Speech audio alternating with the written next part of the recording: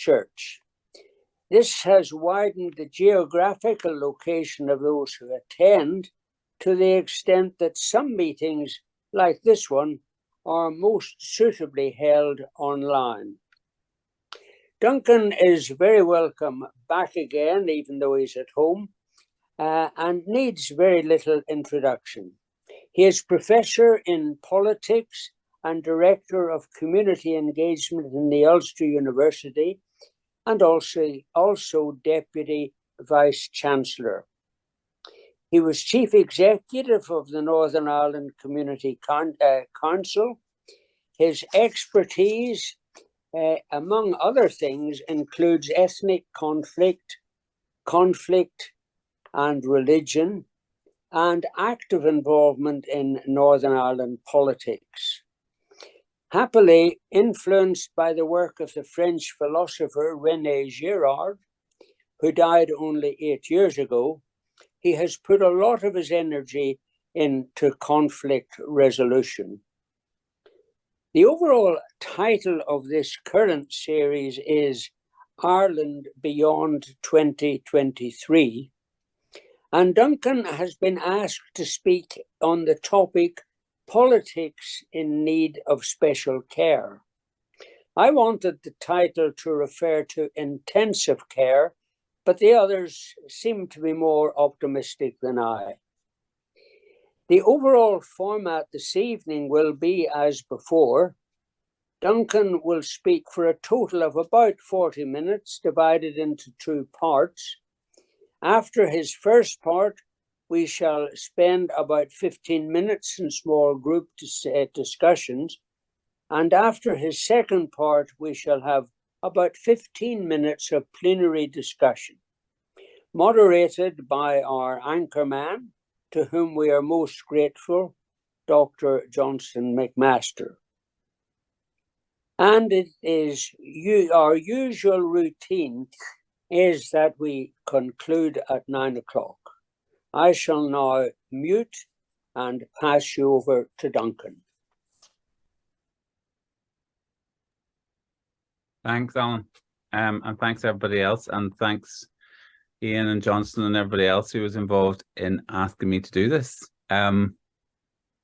These things are always really interesting to me because they provide a marker point when you are asked to think a bit, which is, and to take a little bit of stock. One of the things that I always carry with me is the experience of teaching politics in Northern Ireland for now 30 years, which is that you never expect anybody to agree with you. So that's absolutely fine.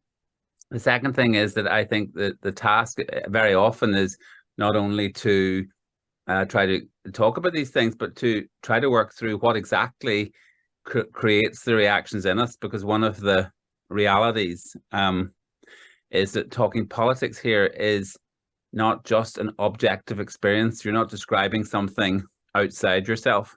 You're nearly always engaging something about what is then called in the trade identity. But the word identity derives from the same word as the word identical, obviously, meaning the same as.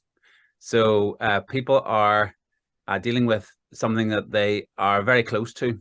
They feel it's something to do with them, and changes in the narrative of that thing with which they identify are changes in them. So one of the challenges for academics is that this is emotional territory, not just intellectual territory. And when you talk about intensive care for politics in Northern Ireland, it's usually, or special care, or whatever kind of care you want it to be.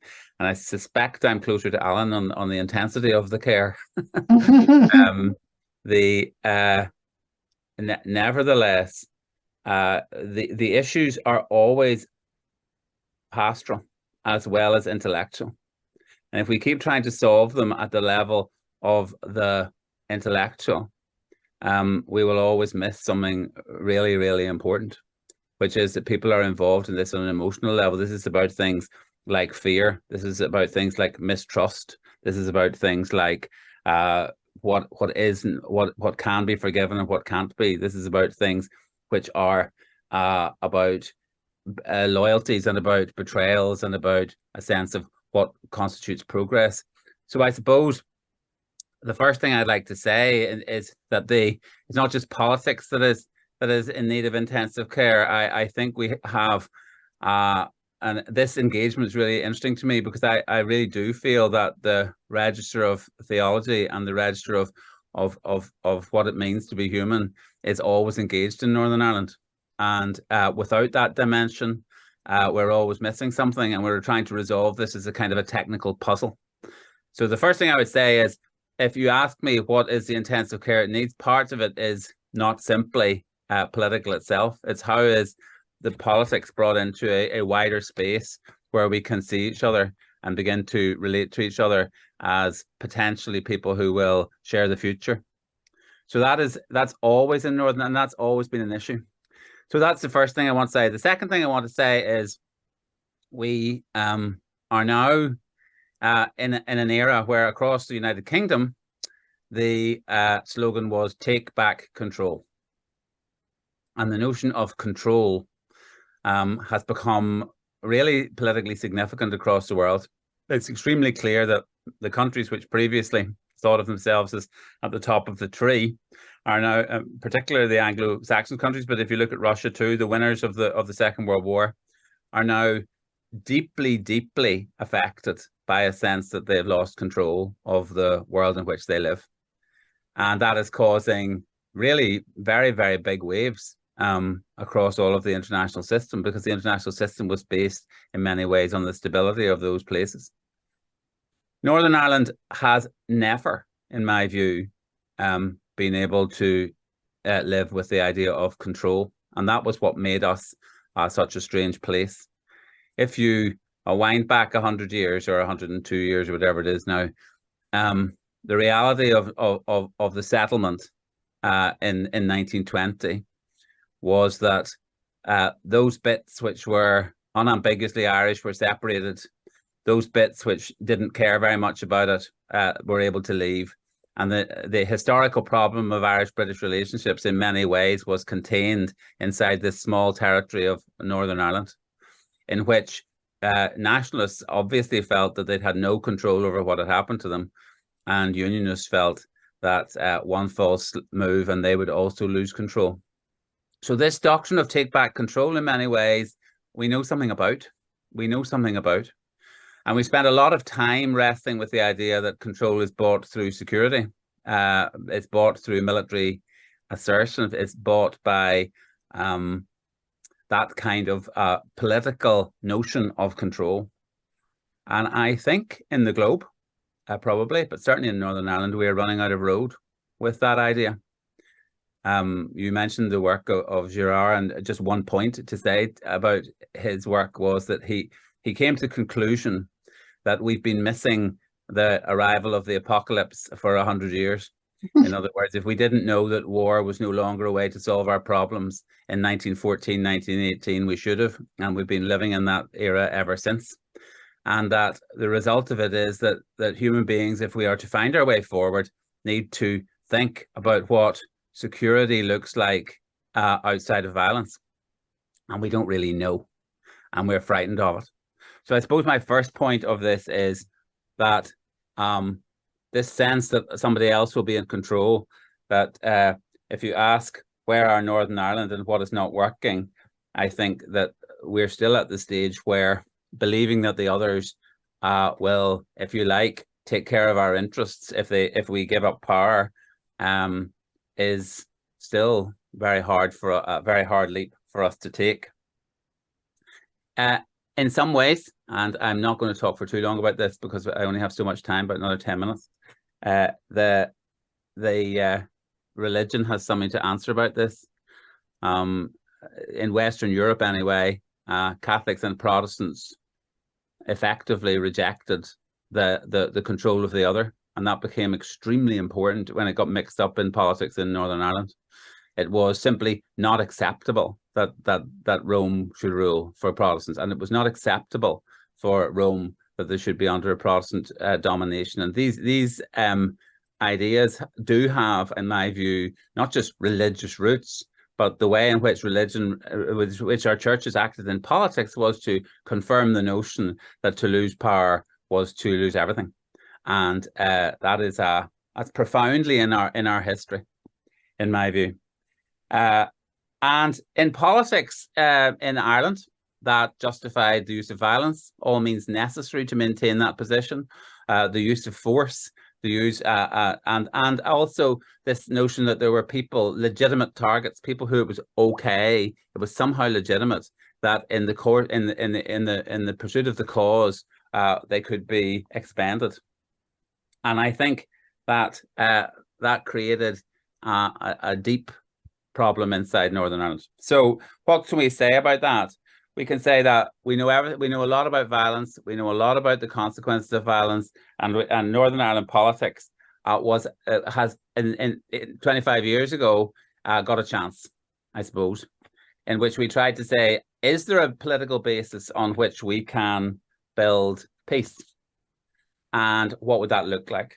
And I suppose that if you unpick the Good Friday Agreement, it has, what are its core struts? Because one of the things is that it has enough ambiguity in it that lots of people pick, this is what it is. But here's my view of the Good Friday Agreement. The first and prerequisite was that Britain and Ireland were looking for a way for people who identified as both British and Irish to live together. So it has a British-Irish frame or an Irish-British frame. And that Irish-British frame was a stability, which allowed the unstable people in Northern Ireland to begin to start exploring what would work. The second thing is, and that was one of the big enablers, and probably in reality, the European Union was a major enabler of this conflict, because what it allowed Britain and Ireland to do was to share a fundamental legal framework and to concede things which in some worlds are huge, such as equality between people of different countries, so British and Irish and both, and these kind of things, without them having major effects because they were already within EU law. So what were big symbols did not actually have to change very much on the ground.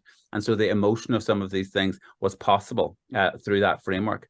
So that's one thing. The second one was it created a framework of intercommunity government and of north-south bodies. So it tried to create a mandatory framework for government within which everybody got a little piece of the action and was at the table. And that was important. The third part, and if you like, the purpose in many ways of it, was non-violence and the rule of law. So that we replace, now that we have human rights, and human rights were very important to this, now that we have human rights and now that we have equality of citizenship, and now that we know on the basis on which there'd be any change and all of these things, the grounds for violence have been removed. The system is now legitimate and it will be maintained under a framework of law which everybody subscribes to. So a kind of transcendence was made possible, which was outside of the nation. It would be retained no matter what. And then, of course, there was the democratic process itself. The fact that that it allowed us to participate in shaping some of these things. So all of those things were really important at the core of and that replaced this notion that we had to have control first, that we could rely somehow or other on these shared instruments to allow us to at least experiment and to face some of the traumatic consequences, which obviously are going to take a long time to go through our society. Nevertheless, I suppose this is where what we're now facing 25 years on, what is, in my view, at least at a system level, not yet at a personal level, a really big crisis of that system. And to be honest with you, it is talking about it is the obvious breaking moment was the referendum on Brexit. And the issue of the referendum on Brexit was not the decision about leaving the European Union. It was the implications that had for the capacity of Britain and Ireland to act as partners. From that point on, one of the core struts of the Good Friday Agreement was at risk, because if you like, one of the enablers of the agreement, one of the core enablers of the agreement, was no longer on the same page. In fact, they were on the other side of the table negotiating very hard over their borders. So for me, that's the first level of consequence. The second one, of course, is that happened in a context where Northern Ireland is changing. So we're having to deal with a demographic shift anyway. So things are changing in Northern Ireland. The population is no longer the same. People have arrived for the first time. We have migration. The number of young people from a Catholic background is noticeably higher than with young people from a Protestant background. And underneath it all, the nature on which Northern Ireland was established of a Protestant, the majority. When I grew up, they were called the majority, are no longer the majority. They are facing a phase where actually the future depends on making relationships. So Brexit happened in the context of something which was becoming more and more clear, which was we are a changing society. And the assumptions on which stability is based have to be flexible enough to be able to take that change. The third one then, of course, is that since Brexit, not initially triggered by it, but eventually retained by it, we have found it incredibly difficult to be in government. My students are arriving this week, and they are 18-year-olds are arriving in class, presumably for me to teach politics, and they have almost no experience of government since 2016 when they first entered secondary school. In 2016, effectively, the government collapsed for 3.5 years. It went back up, but was overwhelmed by COVID, so there was no real experience of that either. And then since the elections, there's been back again for another 1.5 years of no government. So the reality for 18-year-olds now arriving in university is that politics as a functioning instrument of decision-making is a fiction. I'm teaching fiction. I'm teaching the instruments of Northern Ireland, but they don't, institutions of Northern Ireland, but they haven't functioned. And that is a really serious, I think that is serious. There's a buyout in the general population from the expectation that politics works. But this time not to be returned to direct rule, but to be returned to drift. So that's a change in demography, a breach in the British-Irish relationships, a failure of government to act. And then the third level of buckling, I think, first of all, I suppose it was the decay of fundamental services where trust in government and looking to the government is beginning to crumble. But a little bit, that seems to have happened slowly. What I'm more worried about is that one of the core instruments of the Good Friday Agreement, the policing arrangements, have now too fallen into really serious problems. And the most difficult part of it is as we found this out today, they're very difficult to repair in the absence of a government structure. So the three core levels in terms of the British-Irish relationship, the devolved government, and now public services led by policing are in very serious problems, and there is no immediate way. So let me just say one thing though. The biggest thing that is holding, and the reason why in one sense or other we're able to have quite a sanguine conversation about it, is that the biggest, that the notion that violence itself will resolve these problems is, does not seem to have taken any hold. That doesn't mean that if it did, it would be easy to stop. It is simply that there is really almost nobody suggesting that this is a way in which we can quickly come out of our problems. So our result of the last 7 years, unlike in the 1960s, has not been crisis. It has been what I would call stasis. And the biggest challenge to us all is, how do we change stasis? What does that look like? What is the intervention that would change the stuckness? And then I want to finish then finally with just this question of what's working and what's not, because that was asked to me. So what is not working? All of this political superstructure at some level or other was supposed to create stability within which something like, and whatever this means, reconciliation might happen. The attention we have paid to relationship building right across the board has really decayed. And that, I think, is quite serious. So that's that, and if you look at the points at which this executive, our Northern Ireland executive, collapsed, it was nearly always to do with something touching the fundamental lack of trust in this society. So there's something which we could all do about thinking about, still thinking about what does that look like for the modern era. The second thing I think is leadership and ownership. We still believe that it's somebody else's job to fix. It's really clear that that how we fix this and what leadership looks like is maybe something we should think about, particularly from outside of the political. Is there something that we can do which would enable that? But ownership of that responsibility, certainly the British government seems to have lost that, and nobody is stepping into that space.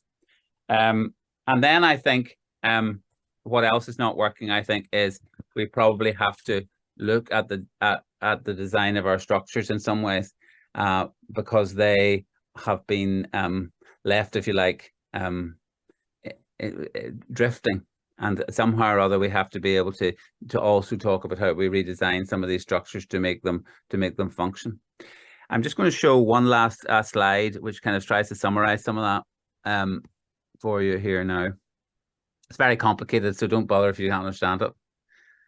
But the complexity of the Good Friday Agreement is really stark. I mean, the end of the day, if you look at that, the international structure of America and Europe and of human rights holding up British-Irish relations, and there's something else missing here, yes, and enabling the creation of Northern Ireland Assembly and North-South bodies, and then enabling a policing service and local control of our services. If you look at all of those at every level, there are decays. In British and in European relations, obviously, there's one. In the sustainability of human rights, there's another really important issue there too. And in each of the different levels, British-Irish relations, the North-South bodies, the Assembly and our structures, and then the instruments in which we implement them. So I suppose I want to leave you there. I want to leave you there with two questions, and I was asked to give you two questions to go into groups. And so these are, one is actually to try to push it the other way, which is, where have we made the greatest progress? Where have we made the greatest progress since 1998? So I want us to look at the positives. I think there is the intensive care is, where do we look for the greatest progress since 1998? And what do we have to do to sustain that? That's one bunch of questions. And the second one is, what step by whom would make the greatest possible positive difference? So when you're looking at this, who do you think needs to take a step, and what step would that look like? So I'm trying to encourage us to think into this, not just as diagnosers, because we have another piece to do about the future, but as looking at this scenario, where have we made the greatest progress since 1998, and what do we have to do to sustain that? And secondly, what step by whom would make the greatest positive difference? So I'm going to leave you there. You're back on speaker view. Johnson, when I was speaking to him, directed me to the second part of this, which is where will we be in 2033, which is to invite people to make a fool of themselves, to be honest. Given that I can't really tell you where we're going to be next year. However, I have made a fool of myself in the past and will do again. I thought I would just kind of get us to think a bit rather than pretend that I have a crystal ball about some of these issues. There's a tool we use. I sometimes use it with different people, and it's called PESTLE, PESTLE, and it's a tool for trying to get people to think about the changes that might happen, and it stands for politics, economics, society, technology, law, and environment. And that's why it's called PESTLE: politics, economics, society, technology, law, and environment. And it encourages people to think. It's like an analytical tool which encourages us to think about who we are in connection to some of those things. So without wanting to talk for too long, I'll just give some thoughts about those things. Politics. Well, the first thing to say, if we look back 10 years to 2013, we're in a very different place in 2023 than we are now. If we look back each of the 10 years, each time it's different. So we know that nothing stays the same. That's the first thing. But having said that, we also know that the issues of division in this society are not easily overcome. That we continue to look through through the lens of suspicion and even of threat. So in 2033, one of the things that may have changed is the electorate. One of the things that may have changed is we may be facing some of the things that might be looking at, we can talk about are, depends on what happens in the next American election, where the whole Western Alliance goes. It depends on what happens in the United Kingdom, whether we are still part of the United Kingdom. It depends on what happens in Ireland and in the elections that are coming up, what might happen there. So just to say that politics in Northern Ireland is definitely not in a fixed place. And I think that that says something about that the period of the agreement, when the agreement provided the only space in which change was going to happen, I think it's probably over. Actually, I think in 10 years' time, we have to take the agreement and see what its core principles are and see whether they're sustainable in a new world. That doesn't mean to say that we don't have to think about how we relate to each other. It means that the challenges are going to continue to be to make that agreement an alive thing, because so many things around us are going to change. So on the rock on which that can be built, maybe if there is something called commitment to working together. But if you try to make it too fixed, I suspect that there'll be a lot of things coming at it, which will require us to think. So that's the first thing. The second thing, economically, this may connect also in with environment, but the nature of our economy and technology is changing very, very rapidly. The kind of things that even in Northern Ireland we're doing now. I am very aware, for example, that one of the biggest things that we now train people for is Studio Ulster, which is we're trying to produce people for the creative industries in Northern Ireland. Who would have thought 10 years ago that was going to be one of our most important industries? So the areas around technology are changing very rapidly. So the economy is going to require people to be mobile and responsive, and so we have to again, that's going to be a continuing moving picture. But also I suspect if you look at Lough that the implications of the environment can't be overlooked anymore. If you like, an inconvenient truth is becoming more true. If you're working in agriculture, what that means is economically that in a sense, it says we're already too late. But on the other side, it says that we have to work together to find another way to do our agriculture together now, because we can't go on. It's clear we can't do this for another 10 years without interruption. So just to take that one small example, let alone climate change in its more broader terms. But climate change will probably underpin change in society as well, which means that the way global population is moving, in other words, most of the young people live in what used to be called the global south and are moving here. The requirements for us to understand ourselves differently, to make a new us, are really, really important. And so social change is likely to see also, I suspect, the place, not necessarily the themes, but the place of organized religion and its authority in society is a rapidly changing space, and how faith communities even talk into the new space where they no longer have secular authority but are talking about things which really matter, is finding a new language for that as well is going to be really, really important. As I said, I've talked about technology. In terms of law, the future of human rights is already up for grabs. What do we want to do with international law? After the Second World War, human rights emerged as a vehicle through which we could all talk to each other and say, these are some of the limits on which we work. In Northern Ireland, they were put at the absolute core of both the way the assembly worked, but most importantly of all, the police. The question of whether we have international law and how international law works and how it's really owned in a global society is definitely going to be a big question for us as we go forward. So those are some things just to give you a shape of where Northern Ireland has to move to, because all of those things, the Good Friday Agreement was a marker point and an important point, but the key that really comes out of this is that the Good Friday Agreement has to be not just about a legal document. It has to be about a relationship which makes it possible for us to face the future together in a way which makes us able to manage it.